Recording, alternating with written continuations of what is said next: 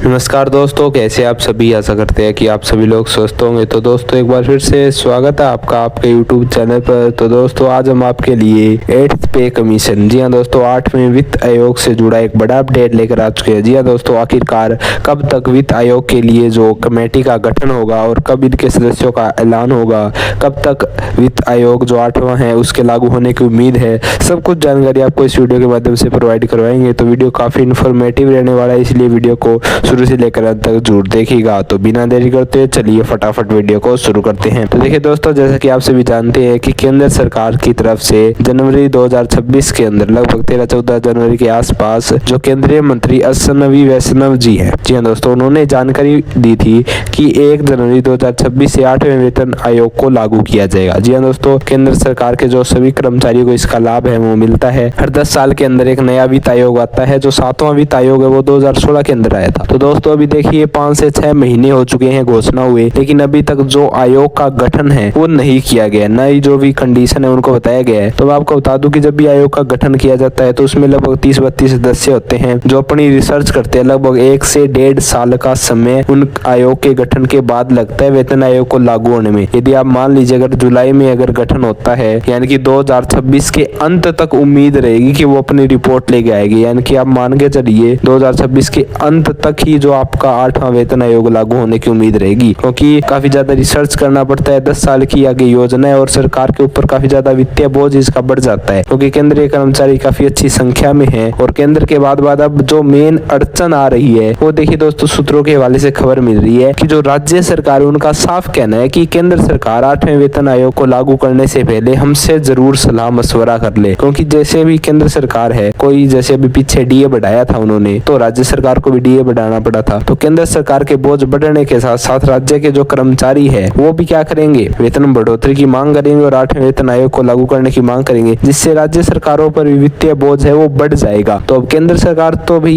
एक बड़ी यहाँ पर एक केंद्र लेवल पर है, बड़ी सरकार है, तो वो आराम से थोड़ा बहुत एडजस्ट कर लेगी। लेकिन राज्य सरकारों के लिए ऐसा एडजस्टमेंट थोड़ा मुश्किल हो जाएगा, क्योंकि आप देखिए सिफारिश क्या लगाई जा रही है कि लगभग 1.92 या 93 के आसपास फिटमेंट फैक्टर रहने की उम्मीद है। तो उसमें आप मान के चलिए कि 30-40% सैलरी बढ़ेगी, तो यहाँ पर एक बहुत ज्यादा वित्तीय बोझ है वो सरकार पर बढ़ जाएगा। इसलिए सरकार थोड़ी देर लग रही है। वैसे सरकार को जल्दी से यहाँ पर नया है वित्त आयोग है उससे संबंधित आयोग का गठन कर लेना चाहिए। हालांकि 23 अप्रैल को उनकी जो भी कर्मचारियों के जो यहाँ पर देखिए सभी कर्मचारियों को रिप्रेजेंट करने के लिए उनके कर्मचारी मोर्चा के संघ है, केंद्रीय कर्मचारी मोर्चा संघ, उनकी भी मीटिंग हुई थी। उन्होंने भी सिफारिश की है कि जल्दी से जल्दी यहाँ पर नए वित्त आयोग के लिए कमेटी का गठन किया जाए और इसे लागू भी किया जाए। क्योंकि देखिए दोस्तों, अगर 1 साल का डिले होता है तो संयुक्त कर्मचारी मोर्चा उनका कहना है कि हमारा जो एरियर है, इतने जैसे ही यहाँ पर डिले होता है, जितना भी 1 साल डिले होगा मान लीजिए, तो उसका एरियर हमें चुकाया जाए। क्योंकि दोस्तों पिछली बार जब 2016 में वित्त आयोग आया था तो उस दौरान केंद्रीय कर्मचारी यानी कि 2016 में लागू होना था, लेकिन 2017 में लागू हुआ था वो, तो इस दौरान उन्हें एरियर नहीं दिया गया। तो अब की बार भी कर्मचारी मोर्चा है उनका साफ साफ कहना है कि हमें एरियर जरूर प्रदान किया जाए। जो कर्मचारी मोर्चा संघ उनका कहना है कि फिटमेंट फैक्टर को 3 रखा जाए। 3 रखा जाना पॉसिबल नहीं है, क्योंकि इससे आप मान के चलिए सैलरी लगभग आपकी 3 गुना बेसिक से हो जाएगी, तो लगभग 2 गुना मान लीजिए आप अभी की सैलरी से, करंट सैलरी से 2 गुना हो जाएगी। तो इसमें सरकार पर डबल वित्तीय बोझ बढ़ जाएगा, जो पॉसिबल नहीं है। लगभग 1.92 यानी कि 2 के अराउंड रहने की जो आपका फिटमेंट फैक्टर है